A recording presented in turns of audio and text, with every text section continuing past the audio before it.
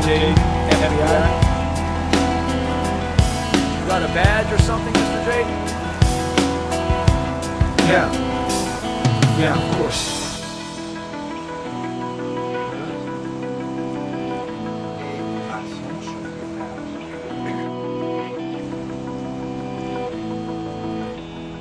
Check. You can pass.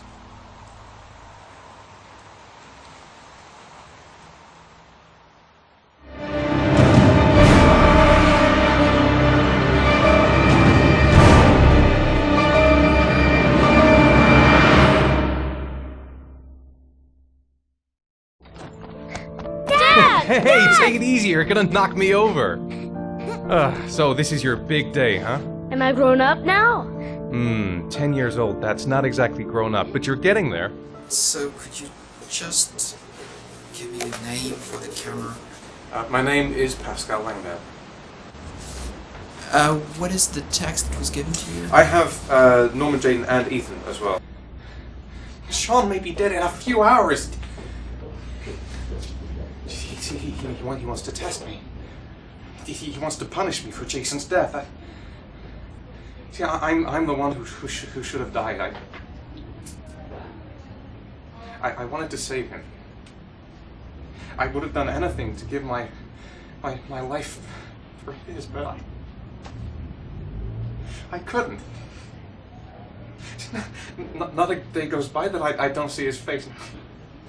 Now Sean has got nothing to do with that, nor do any of the other children. This has to stop.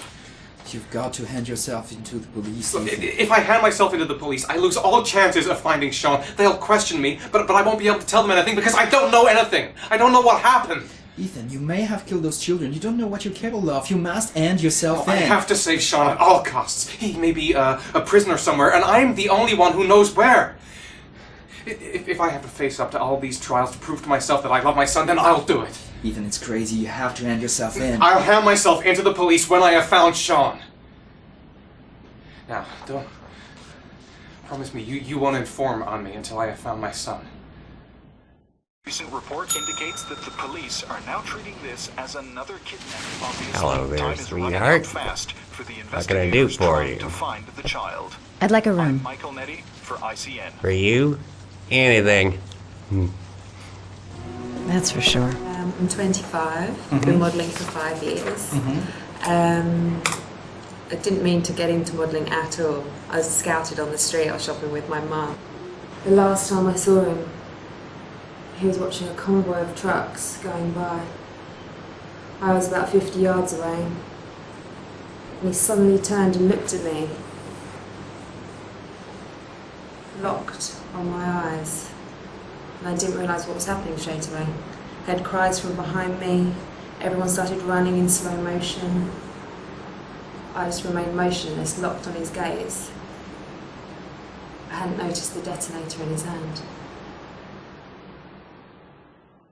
Your vast experience hasn't prevented 8 victims from being murdered. Fucking asshole!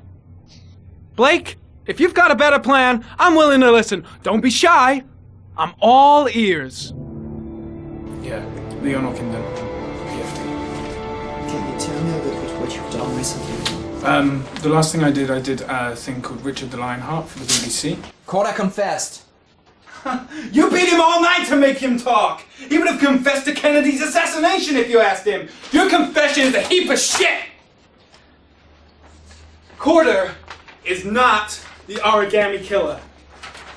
He's a sick child killer, but he has nothing to do with the disappearance of Sean Mars. We have lost time for nothing, and all this time it continues to rain. According to the weather forecast, we've got less than 12 hours before we reach 7 inches of rainfall, and we haven't the remotest idea where Sean Mars is.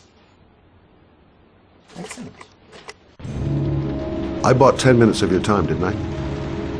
All I ask is that you use that time to answer some questions. So, this is where you work? Disappointed? No, it's just very different from what I imagined. How do you become a private eye? Well, I was a cop for 20 years, and one fine day my wife decided to run off with, so... You should see all the faces of the husbands when they first discover that I know that they have a mistress. It's like a little kid, their hand caught in a cookie jar. I could have tripled my salary. If I accepted everything they promised me, just to keep quiet.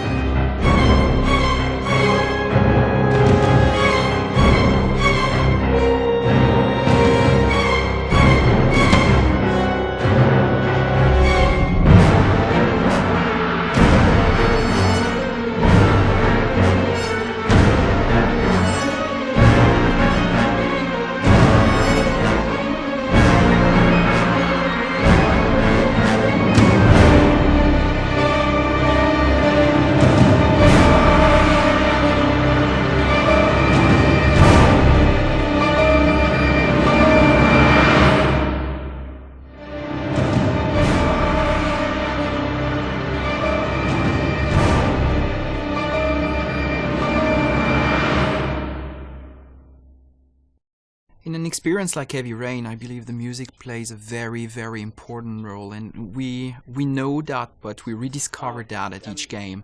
And actually, we believe that music is probably about 50%, if not more, of the impact of the images.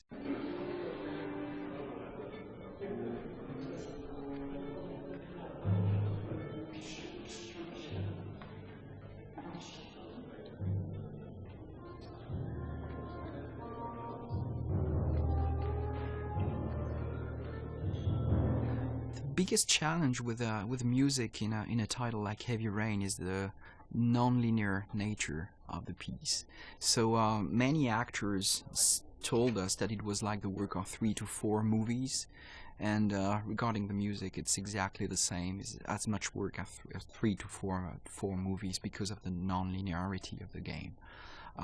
So at the same time you got big volumes to record, but at the same time you want to keep the same intention, the same intensity and the same emotion in every single track in the game. So that's what the focus has been so far, and I'm really pleased with the result. It was a bit, bit difficult at the beginning, but at the same time easy because I knew David before, so I know what he likes and what he doesn't like. So for me, it's a good start. When you you already have, you know, a relationship with a director, you save time.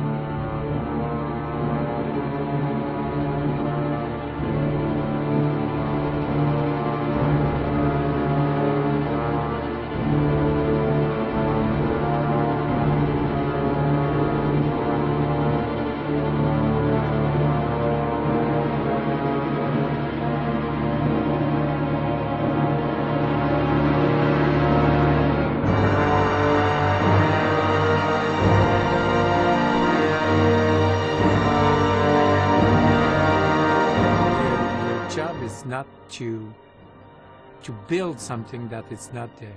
Everything is there, all the picture, all the details, all, you know, the faces, the emotion, the reaction of everybody. So you just have to work as a movie, you know, to be there, just to maybe put a bit more focus about, you know, what you should expect on that scene or something like that. But I think in the music it's something, because for somebody sad it's something, for somebody else sad it's another thing. So it's very difficult that I would say, you know, as Stravinsky said, that it's not really it's not you that you will express something by the music. It's the music itself that will express something. In a process like Heavy Rain, there are some milestone moments, and definitely being here at the Bay Road is one of them. So when I wrote the script, I certainly had notes and soundtracks in my mind, which most of the time is not what you listen to at the end, what you get, but it's definitely better what I hear here today with a real orchestra, and I think that it makes a huge difference to have real musicians and a real orchestra and real composer behind this game.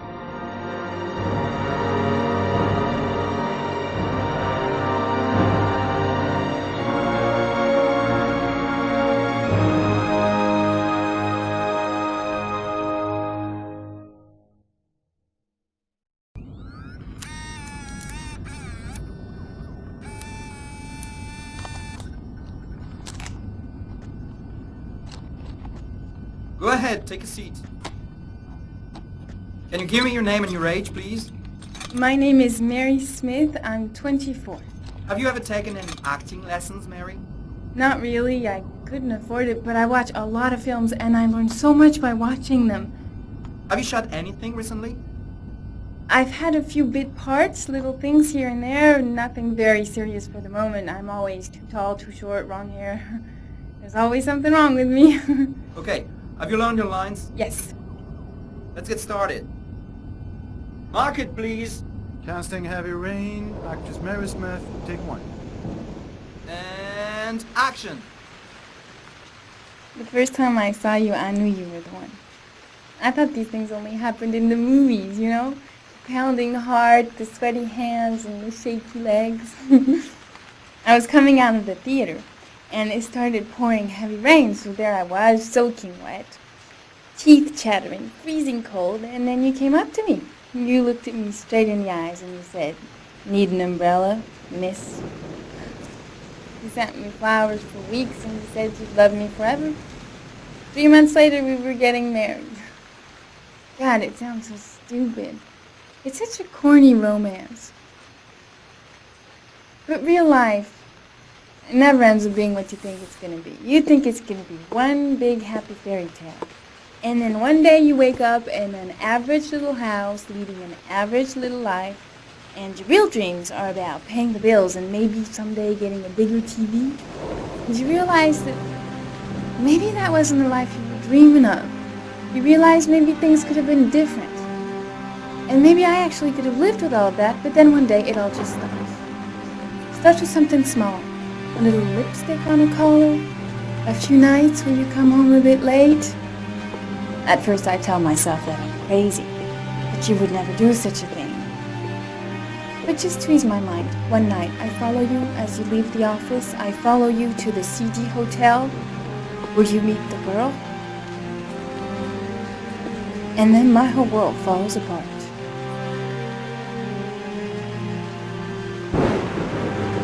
I come home and I cry for hours in my kitchen. I get the gun from the drawer in the bedroom, and I tell myself that if this is all that life has to offer me, then I can do without.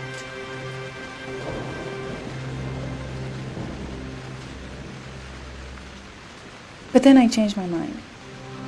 After all, I'm not the one who's cheating. So, quietly, I wait for you to come home, sitting in my average little kitchen. Obviously, when you get home, you don't suspect a thing, so I press the fucking gun against your forehead and I take a few seconds to watch the fear grow in your eyes. You tell yourself, she won't do it, she doesn't have the guts, she's just trying to teach me a lesson. But you are so wrong, honey. I sentence you to death for turning my life into a soap opera cliche, for stepping on my dreams, for not giving a shit about me all those years, and for lying to me and betraying me and humiliating me. I'm making an example out of you for all the assholes out there who think they can keep on fucking us over and over. Goodbye, my love.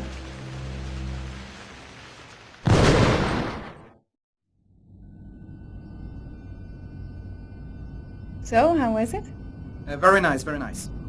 You think I might stand a chance? Someone will get in touch with you and let you know. She wasn't too bad, huh? Doesn't matter, she's too tall for the part. Next!